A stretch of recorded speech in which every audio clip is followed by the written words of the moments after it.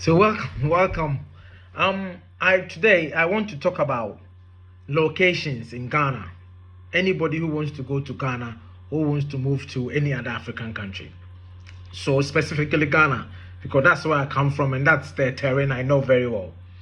Um, if you're looking at locating to Ghana, I mean there's a lot of things that you need to consider.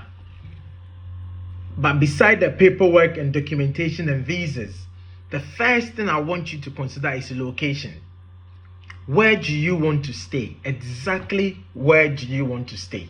And in recent times, you can see that everybody is talking about Accra. People are moving to Accra, and that's where the buzz is. That's where is the capital, is the biggest city in terms of network and government issues. Everything happens to in Accra. But I'm going to tell you that's not the only place you need to look at, because just as cities like New York, London, Paris, I mean, all those big cities in the rest of the world, every country, you're going to face the same challenges in Accra. So it's a metropolitan, biggest cosmopolitan town in city in Ghana. It has, I mean, so the issues of traffic, cost of living is high, all those things still place.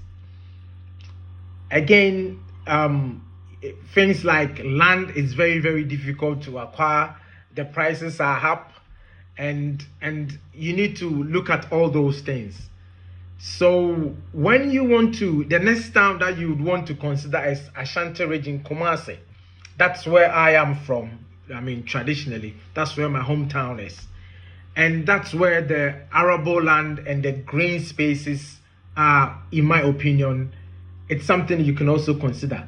There's a lot of people who have also moved to the eastern part, the Ebri, the mountainous part of Ghana. That's also a very lovely place. And because it's very close, this proximity to Accra, prices there are not cheap. It's not as cheap as you may probably get it whilst you go inland into Ghana. I mean, the Ashanti region and parts of Ghana around the Kumasi area. For me, the opportunities around other areas that you need to consider is the environment is very different. So there's a lot of green areas, there's a lot of forest, there's a lot of trees, and the environment is not polluted that much because vehicular traffic is low. And I've made a decision, or I've started working on some of these things in terms of me myself going into my village, starting a form of a tourism project that I'm working on.